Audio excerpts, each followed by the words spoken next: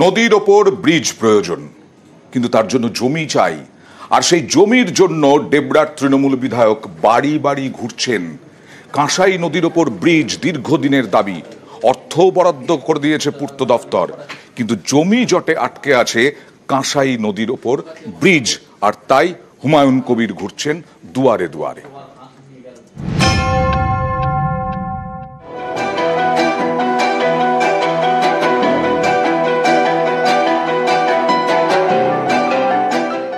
Bridge তৈরির জন্য জমি দরকার, সেই জমির জন্য বাড়ি বাড়ি ঘুরছেন ডেবরার তৃণমূল বিধায়ক।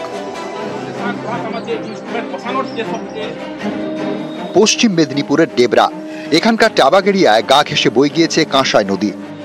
বর্ষায় ফুঁসে ওঠে এই নদী, তখন ঝুঁকি নিয়ে নৌকায় যাতায়াত করতে হয়। শীতে বা গরমে নদীর জল কমে যায়, তখন নদীর বুকে তৈরি হয় অস্থায়ী রাস্তা, সেখান দিয়ে যাতায়াত। স্থানীয়দের দীর্ঘদিনের দাবি এই নদীর ওপর ব্রিজ করতে হবে। সেই দাবি মেনে ব্রিজ তৈরিতে সবুজ সংকেত দিয়েছে পূর্ত দপ্তর। এর জন্য প্রায় ৩ কোটি টাকাও বরাদ্দ হয়েছে, কিন্তু সমস্যা জমি জট। অনেকে জমি দিয়েছেন, অনেকে জমি দিতে চাইছেন না। সরকারি বোর্ড বসেছে স্থানীয়দের সহযোগিতা চেয়ে, কিন্তু তাতে কাজ হচ্ছে না। এই পরিস্থিতিতে ময়দানে স্থানীয় তৃণমূল বিধায়ক। ডেবরার বিধায়ক হুমায়ুন কবির যাচ্ছেন বাড়ি বাড়ি, স্থানীয়দের বোঝাচ্ছেন যাতে জমি জট কেটে যায়, ব্রিজটা তৈরি হয়।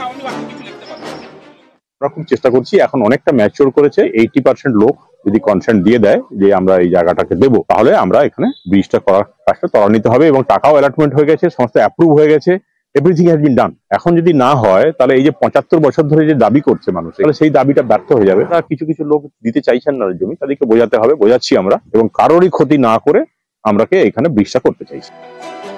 কাঁসাই নদীর এক পারে ভবানীপুর 1 নম্বর গ্রাম পঞ্চায়েত, অন্য পারে 3 নম্বর সত্যপুর গ্রাম পঞ্চায়েত। এই সত্যপুরের দিকেই বিডিও অফিস, সরকারি হাসপাতাল।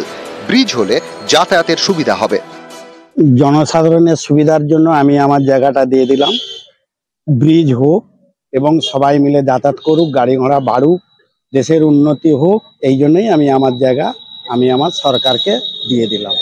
ব্রিজ হোক, এটা আমরাও চাই, কিন্তু রাস্তা সংলগ্ন হোক। রাস্তা বাদ দিয়ে আরো রাস্তার অ্যাকোয়ারল্যান্ড 60 ফুট থেকে 120 ফুট আছে, রাস্তা সংলগ্ন, সেই রাস্তাটা তার উপর দিয়ে হোক, আমাদের অসুবিধা নেই।